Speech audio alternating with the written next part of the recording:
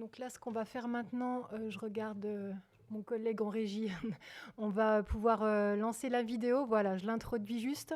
Donc là, on va avoir, le retour d'expérience, enfin l'expérience de madame Boutemi qui est partenaire pardon, au CGFL, donc le centre de cancéro à Dijon, qui ne pouvait pas être présente puisqu'elle soutenait son diplôme universitaire dont elle vous parlera d'ailleurs dans la vidéo. Et du coup, c'est comment intégrer le patient dans l'équipe, donc avec du coup sa propre expérience.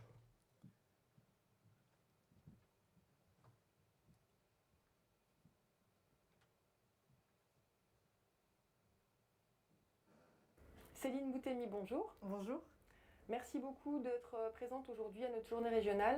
Donc ça nous tenait à cœur en fait de pouvoir échanger avec vous aujourd'hui sur votre mission et votre rôle de patient partenaire au sein de la structure CGFL de Dijon. Donc est-ce que vous pouvez d'abord en quelques lignes vous présenter? Donc, je m'appelle Céline Boutemi, j'ai 45 ans et je suis patiente partenaire au CGFL depuis septembre 2023. D'accord. À raison d'une journée par semaine et depuis début septembre à 2 jours par semaine. D'accord. C'était une volonté de votre part d'augmenter ce temps?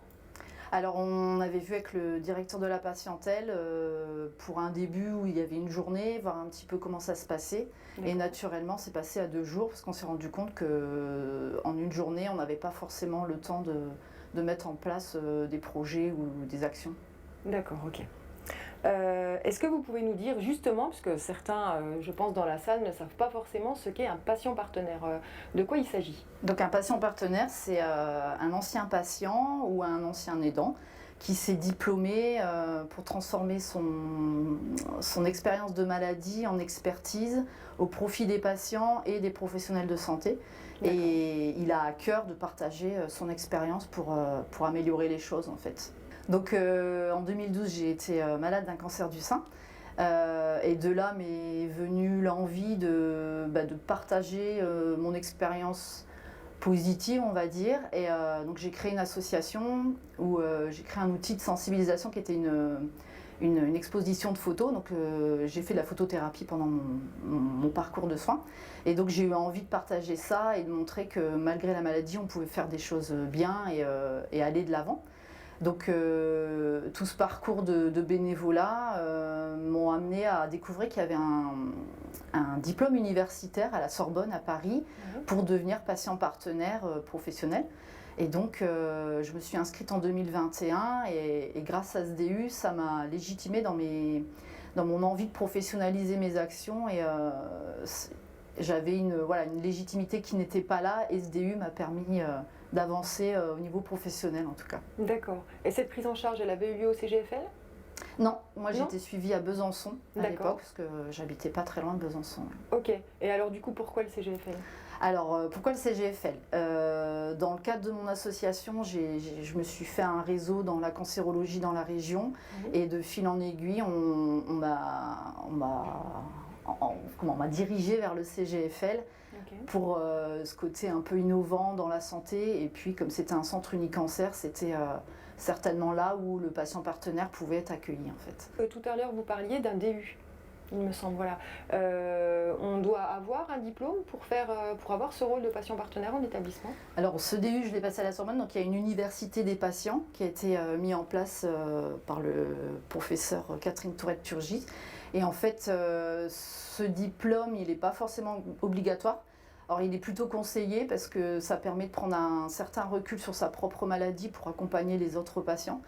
Et il y a des patients partenaires qui décident de ne pas se diplômer parce qu'ils ont les compétences en parallèle suffisantes pour accompagner et faire ce travail. Et c'est très bien. Il y a des établissements qui sont présents, qui se demandent dans quelle mesure et comment on peut identifier, s'ils ont envie de le mettre en place, des patients partenaires au sein de la région. Comment en fait on peut savoir, est-ce qu'il y a une liste de patients partenaires, comment ça se passe? Ou est-ce que c'est le patient partenaire qui se propose au niveau de l'établissement? Alors dans mon cas, c'est moi qui me suis proposée. Et Et au final, d'échanger avec certaines institutions, ils cherchent des patients partenaires qui n'ont pas forcément connaissance. Après, avec Unicancer, il y a une référence aussi des patients partenaires qui existent, mais il n'y a pas une liste de tous les patients partenaires sortis de la Sorbonne, par exemple, quoi. D'accord. Ouais.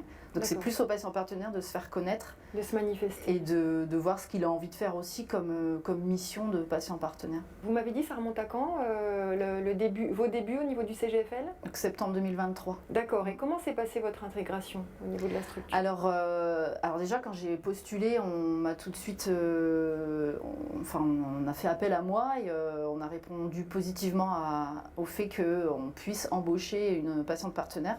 D'accord. Donc je suis salariée au CGFL. Et comment ça s'est passé? C'est ça la question. Oui. Ouais.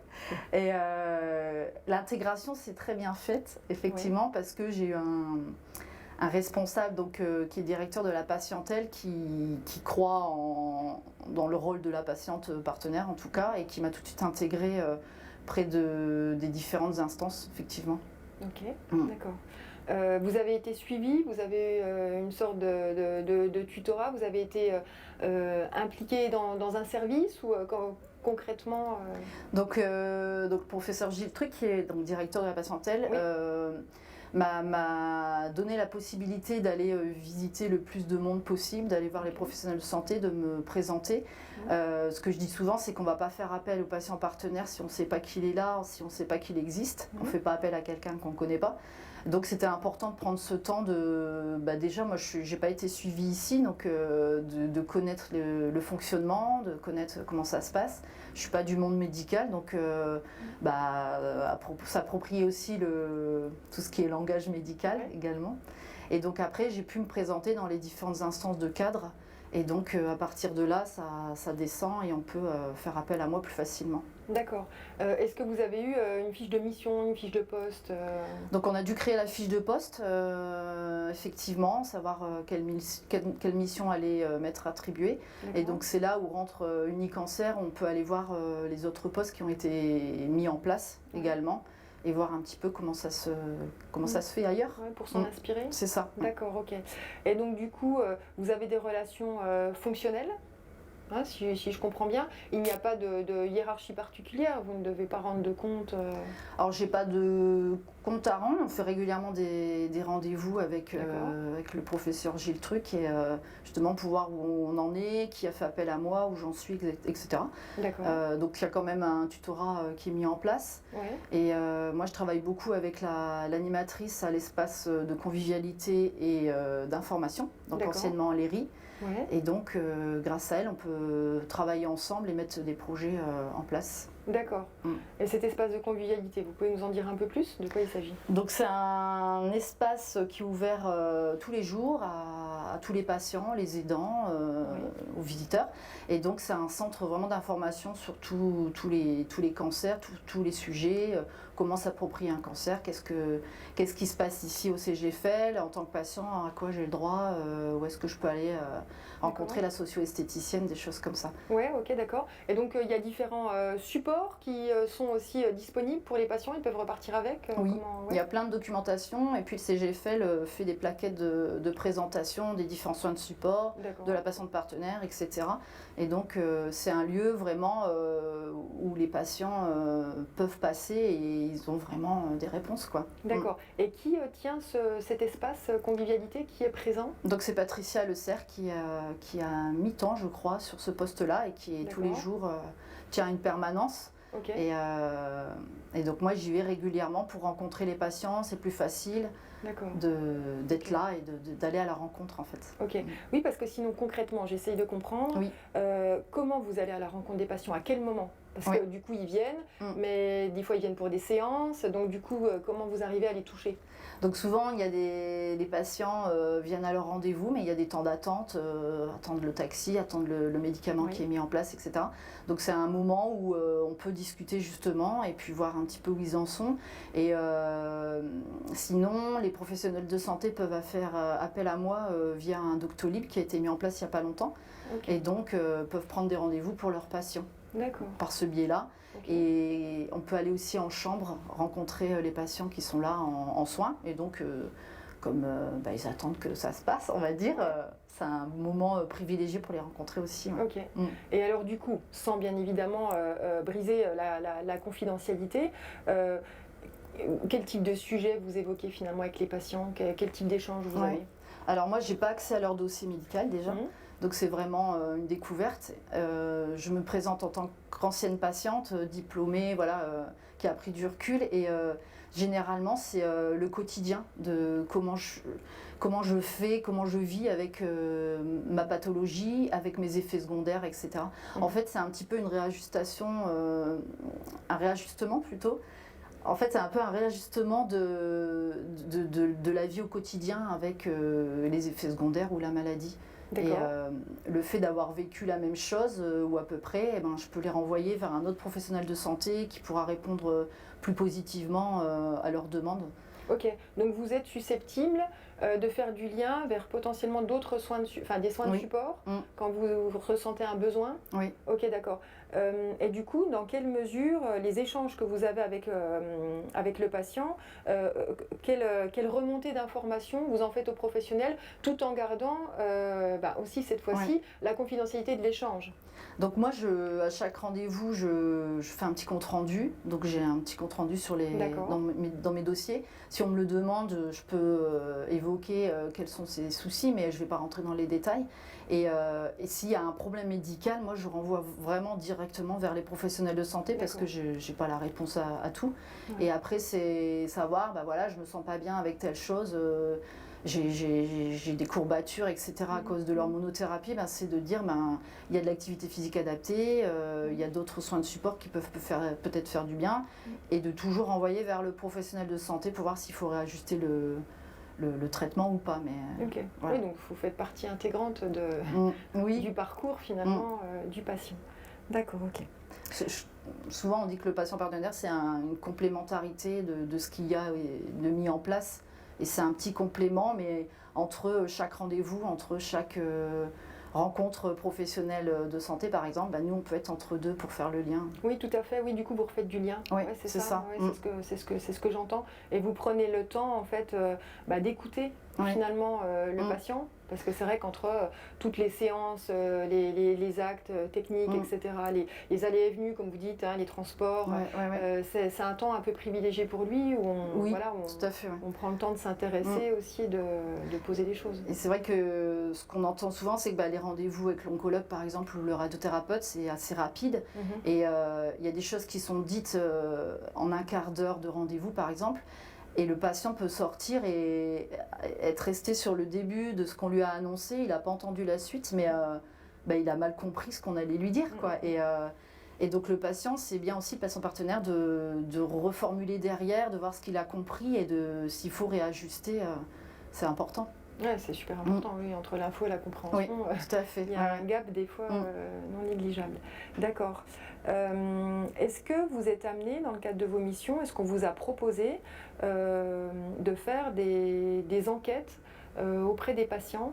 Enquêtes par exemple de type, je pense, qualité de vie ou ce genre de choses que vous exprimiez tout à l'heure justement, les entretiens que vous faites, les échanges que vous avez avec les patients sur son ressenti, sur son état thymique, etc.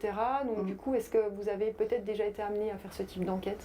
Donc dans les missions de patients partenaires, il y a une partie de père aidance, donc c'est d'anciens patients à patients, on va dire, sur comment on vit la maladie par exemple. Et il y a d'autres casquettes où, en fonction du patient partenaire, c'est pas à chacun un petit peu de mettre ses compétences en place. Moi j'ai été beaucoup appelée plusieurs fois sur des groupes de recherche, donc c'est d'amener le regard patient sur la création d'un document par exemple. Mais je suis dans un groupe de recherche aussi avec l'Université de Bordeaux, où en fait on est en train de voir si le fait qu'il y ait un patient partenaire salarié dans un établissement de soins va apporter un impact positif aux patients en fait. Est-ce que ça a une plus-value ou pas? Et donc j'interviens dans d'autres groupes de recherche également avec le CHU de Dijon, voilà. D'accord. Et les thématiques, c'est quoi, par exemple, des groupes Donc de là, recherche? il y a un groupe sur Infogène, donc c'est tout ce qui est justement un questionnaire qui est mis en place pour tout ce qui est génétique, les recherches génétiques. Ok. Donc voir quel questionnaire on va amener aux patients, est-ce que c'est utile de se revoir ou pas, enfin d'optimiser en fait les rencontres pour D'accord. de mise en place des recherches génétiques par exemple. Ok. Ça fait 2 fois que vous me parlez de notion de salarié. Oui. Du coup, on est forcément salarié quand on est patient partenaire? Alors, on n'est pas obligé d'être salarié. Moi, on me l'a proposé, donc je suis à mon compte en parallèle. On m'a demandé si je préférais être salarié ou rester prestataire. Donc, j'ai préféré être salarié, parce que pour moi, c'est un côté un peu plus rassurant dans mes missions. Il y a des patients partenaires qui ne veulent pas être salariés par choix personnel, ils sont dans d'autres missions. Et il y en a aussi qui ne peuvent pas être rémunérés, sinon ça va les coincer au niveau de leur pension d'invalidité. D'accord. Voilà, donc c'est un choix à penser quand il y a un patient partenaire. Si on veut amener un patient partenaire dans un établissement, c'est peut-être lui proposer quelles sont ses attentes au niveau les différentes modalités possibles, voilà, et puis financière, indemnisation ou pas. Ça. D'accord, ok. Et ça, c'est dans le cadre de votre formation, vous avez acquis ces connaissances-là, ou comment vous avez su les différentes modalités possibles? Alors on l'aborde un petit peu, mais je dirais que c'est un petit peu à nous de voir et de se mettre en réseau avec ce qui existe déjà, avec les autres patients partenaires, et voir justement pourquoi celui-là il est salarié, pourquoi celui-là il n'a pas voulu, et puis voir en fonction quoi. Ok, donc vous avez un réseau? Oui. Ok, et ça fonctionne comment? C'est un petit groupe WhatsApp? Non, mais en fait, déjà avec la formation initiale, on est resté en contact, donc on voit l'évolution de chacun. On fait appel à d'autres patients partenaires quand on a besoin d'un groupe de recherche, on va intégrer les patients partenaires dedans. Ici au CGFL, on fait partie de Unicancer, et donc dans Unicancer, il y a une coordinatrice qui regroupe les différents patients partenaires salariés des centres Unicancer. Et donc il y a des réunions de réflexion justement sur le positionnement, nos missions, etc. D'accord. Et puis dans les groupes de recherche justement, si on a besoin de patients partenaires, on fait appel à son réseau. Donc en fait on intervient seul, mais on n'est pas isolé. Oui. Et c'est important de ne pas être isolé, sinon on n'avance pas forcément. Et puis c'est aussi, on apprend toujours, on va toujours apprendre de nouvelles choses. Moi dans la recherche, je ne connaissais pas du tout, et du coup c'est des nouvelles compétences qu'on acquiert avec tout ça. Justement, est-ce que vous avez le sentiment de faire partie d'une équipe? Oui, de plus en plus. Parce que c'est vrai qu'au début, on est un petit peu un ovni, on arrive là, les gens ne connaissent pas forcément. Alors, ça commence à se développer. Il y en a beaucoup qui attendent ça aussi, parce que le regard patient est attendu dans les différentes instances. Mais oui, je commence à faire partie de l'équipe, vraiment. Intégrée. Oui. On est appelé sur différents projets. D'accord, ok. Notamment avec les professionnels soignants, vu les retours, comme vous disiez tout à l'heure, qui sont super intéressants pour le suivi d'une prise en charge de qualité. D'accord, ok. Est-ce que vous pouvez nous citer des actions dans lesquelles vous êtes impliqués? Oui, alors les actions, donc avec l'animatrice de l'espace convivialité information, donc Patricia Le Serre, on a co-construit un programme d'art-thérapie, parce qu'elle a une formation d'art-thérapeute en parallèle aussi. Et moi, dans mon métier, j'étais animatrice nature, donc mettre en place des projets, c'est ce que j'aime faire. Et donc on a co-créé ce dossier. On a eu des subventions, et donc du coup on a pu mettre ça en place. Donc c'est un groupe de 8 à 10 personnes, souvent des femmes. Et quand l'on voit une fois par mois en proposant un atelier d'art-thérapie, donc mon côté éducatrice à l'environnement, je les ai emmenés dehors pour faire de l'art-thérapie, mais au contact de la nature. Et donc on a fait intervenir une personne qui nous a fait déguster du cacao, plein de choses comme ça, pour éveiller les sens, et puis pour que les patientes réapprennent à avoir une meilleure confiance en elles, une meilleure estime de soi, et puis découvrir plein de choses. Et l'art-thérapie, ça fait du bien pour se réapproprier ce nouveau soi, on va dire. D'accord. C'est des petits groupes de combien? De 8 à 10 personnes. Ouais. Ok. Et c'est proposé, c'est quelle périodicité Là, on avait commencé en mars, je crois, et on est en train de terminer là, les derniers ateliers. D'accord, et c'est tous les combien? C'est tous les mois, il y a Ok, un tous les mois. atelier, et là, il y a un deuxième groupe qui va commencer dans quelques mois. Ok. Voilà. Et en général, vous peinez à trouver du monde ou au contraire Alors là, c'était ciblé sur des patientes qui avaient été voilà, dans telle ou telle pathologie, Oui. à tel niveau de Oui. de leur Bien sûr. pathologie, on va dire, de leur parcours de soins, etc. Donc Mhm. parfois, c'est dans des critères, mais on D'accord. trouve assez quand même du monde qui vient. Ouais. D'accord. Ouais, Et ouais. vous avez un retour? Vous savez si ça Si ça plaît, Vous oui. voyez sur les visages? Oui, parce qu'elles reviennent. Ok. Parce que c'est pas pas mal comme obligatoire, mais et il y a des sacrés échanges. Ouais, mardi dernier, on a fait un atelier sur de l'écrit en fait.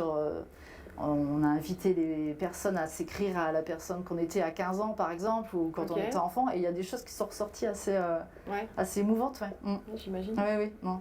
Ok. Et au fur et à mesure, il y a le groupe qui se crée, qui crée du lien, et il y a des échanges, et c'est assez fort. Vous venez de nous parler effectivement des projets qui sont directement liés aux patients, mais est-ce que dans vos missions, vous avez aussi un rôle plus en lien avec le côté institutionnel, les instances, les projets Vous pouvez nous en citer quelques-unes de ces actions? Oui, bien sûr. Alors, effectivement, le patient partenaire est aussi sollicité pour l'amélioration des pratiques. D'accord. Donc, j'ai intégré la commission des usagers, le projet des usagers.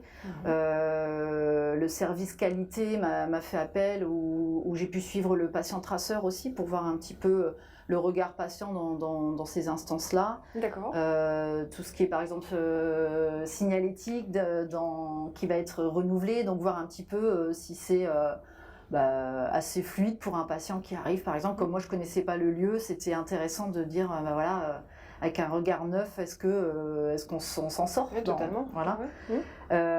Et puis je vais faire partie du CLUD et puis d'autres instances effectivement où le regard patient est intéressant. Ouais. D'accord. Est-ce que vous êtes amené à relire peut-être certains documents ou est-ce Oui, voilà, on fait appel à vous? effectivement, Ouais. oui. Ok. Par exemple, il y a un nouveau soin de support qui va être mis en place, la photobiomodulation, et donc en fait, c'est à destination des patients pour expliquer ce que c'est. Et donc on m'a demandé de regarder et voir si c'était assez compréhensif, si c'était assez vulgarisé pour quelqu'un qui n'est pas dans le métier médical. D'accord, c'est un document qui est destiné à être remis aux patients pour lui expliquer Voilà, cette tout à nouvelle fait, modalité. ouais. Pour lui montrer ce qui existe, que c'est possible, c'est un nouveau soin de support, donc que ce soit compréhensif par le patient. D'accord. Et au niveau du projet des usagers, est-ce que de quelle manière vous avez été impliqué dans la construction, dans la relecture Alors dans la construction, dans la relecture du projet des usagers, effectivement, j'ai pu regarder et puis apporter mon regard de patient, et puis on a pu aussi visiter les futurs locaux, voir choisir les couleurs des chambres des patients, des choses comme ça avec la commission des usagers. Ouais. D'accord, très bien. Et dans le projet des usagers, on vous cite? Je On pense, parle de vous? oui. Ouais. En tant que patient partenaire, oui. Très bien. Oui. Ok. Et vous parliez tout à l'heure de votre cursus initial sur le côté environnemental. Il y a d'autres choses que vous voulez développer en lien avec ça? Oui. Alors actuellement, je suis en plein DU, diplôme universitaire à l'université Saint-Étienne, où je suis un DU santé et jardin pour comment amener le jardin comme outil thérapeutique, parce qu'on sait que la nature, ça fait du bien contre le stress, contre l'anxiété, pour la reprise de confiance en soi et plein d'autres avantages. Et donc du coup, j'ai envie d'amener ça en cancérologie parce que je suis persuadée du côté positif de la chose. Et donc, le mémoire que je suis en train de soutenir, je l'ai co-construit avec le professeur Gilles Truc, qui m'accompagne dans la démarche. Et donc, c'est de réfléchir à comment mettre en place des ateliers d'orthithérapie, donc du soin par la relation avec la nature, au sein du CGFL, alors qu'il n'y a pas de jardin extérieur. Donc voilà, toute la recherche de comment on met ça en place, parce qu'au niveau de l'hygiène, au niveau des patients qui sont immunodéprimés, des choses comme ça. Donc c'est passionnant la recherche que j'ai pu faire. Et en parallèle, on a répondu à un appel à projet sur les interventions non médicamenteuses, donc en soins de support, dont fait partie l'ortithérapie, et donc on attend la réponse en novembre. D'accord, qui pourrait vous apporter quelques fonds peut-être Voilà. pour développer Tout à fait, voilà, une pour vous enveloppe donner les moyens. pas négligeable pour mettre en place le programme. Ouais. D'accord. Et ça, vous en avez déjà parlé aux équipes? Elles seront au courant de Alors, ce souhait? j'ai évoqué avec certaines personnes et c'est un peu curieux, mais Ouais. oui, D'accord. on en reparle aussi. Ouais. Ok, d'accord. Parce que c'est vrai que les soins de support, du coup, ça peut être très très large. Ah oui. Oui, vous sentez cette ouverture d'esprit au niveau du CGFL par Oui, rapport à justement tout des à fait, projets de ce type-là? Ouais. Alors, Ouais. quand on m'avait conseillé de venir au CGFL, c'était aussi parce qu'il y avait de l'innovation en santé qui se faisait et je le remarque vraiment, ouais, une ouverture D'accord. d'esprit par rapport à ça.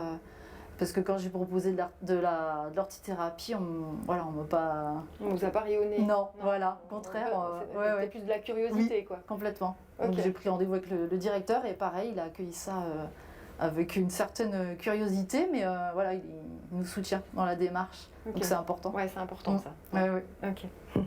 Et alors du coup, est-ce que vous avez d'autres perspectives au niveau du CGFL Et Il y a ben, d'autres de mettre projets? ça en place, de Ouais, mettre en bien place sûr. l'ortithérapie, mais aussi d'aller plus à la rencontre des patients, parce que avec le Doctolib qui a mis du temps à se Ouais. mettre en place, là j'ai vraiment envie de mettre en place ces échanges aussi et d'accompagner vraiment les patients à mieux vivre leur parcours de soins. D'accord.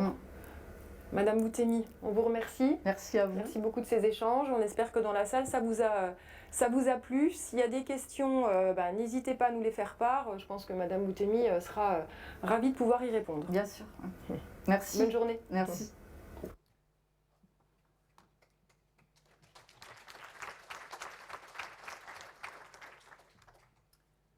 Donc j'ai oublié tout à l'heure de remercier aussi tout de même le service qualité du CGFL, Mathias Paumet est là, il y a Maria Saunier aussi qui nous a...